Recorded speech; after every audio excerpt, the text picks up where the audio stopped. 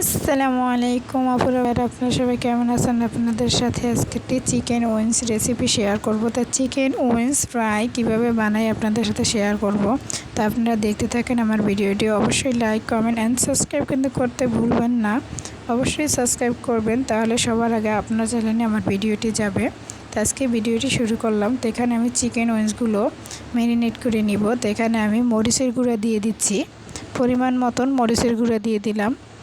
এর মধ্যে আমি কালো গোলমরিচের গুঁড়া দিয়ে দিচ্ছি, হালকা হাফ চামচের কম এরকম হবে।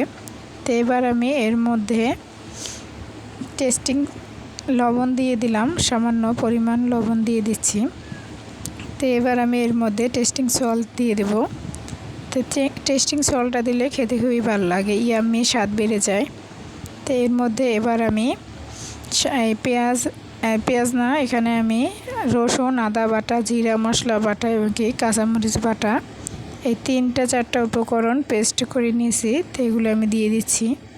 তো এবার আমি এর মধ্যে সামান্য একটু গরম মশলা মিক্স দিয়ে দিব।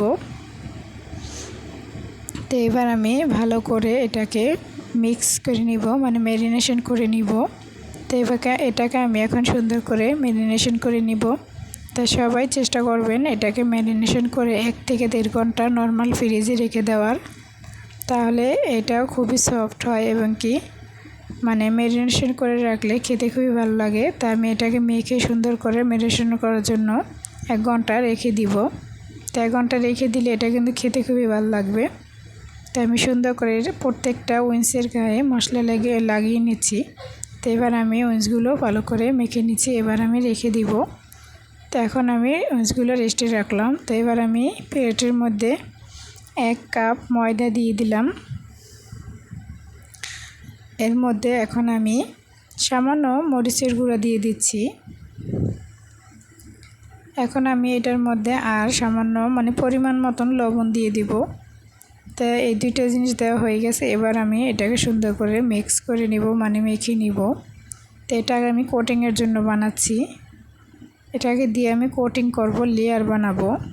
চিকেন উইংসের লেয়ারটা যেটা খেতে খুবই ভালো লাগে, ক্রিসপি। তো সেই লেয়ারটার জন্য আমি ময়দাটা রেডি করে নিলাম। তো এবার আমি চিকেন উইংসটা কীভাবে কোট করে নিই সেটা তোমরা দেখতে থাকো। তো এইভাবে কোট করে নিবা, দেখবা যে উপরের ক্রিসপি ভাবটা খেতে খুবই ভালো লাগে। চিকেন উইংস বা চিকেন লেগস বাচ্চারা কিন্তু খুবই পছন্দ করে। তো এইভাবে ঘরোয়া পদ্ধতিতে বানালে কিন্তু বাচ্চারা খুবই মানে খেতে পছন্দ বোধ করবে।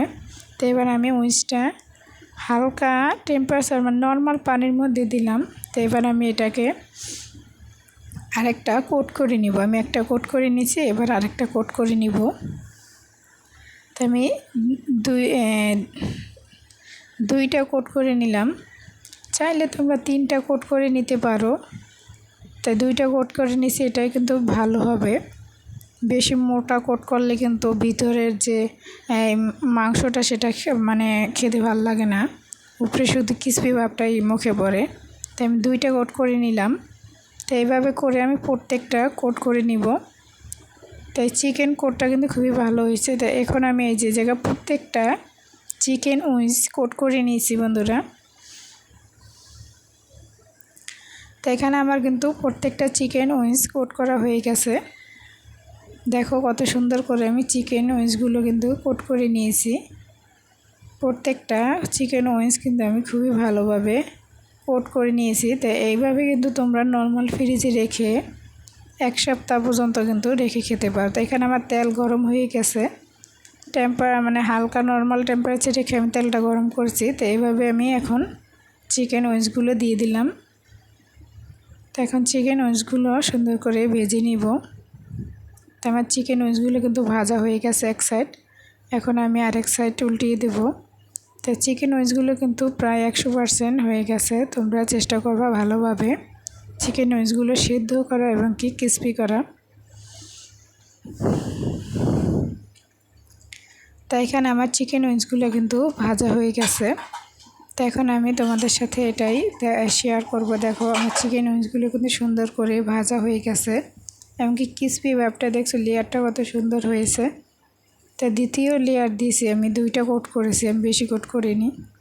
তো এইভাবে বানিয়ে খেতে পারো ঘরোয়া পদ্ধতিতে, খেতে খুবই ভালো লাগবে এবং ক্রিসপি সফট, বাচ্চারা তো খুবই পছন্দ করবে এই ক্রিসপি উইংসগুলো।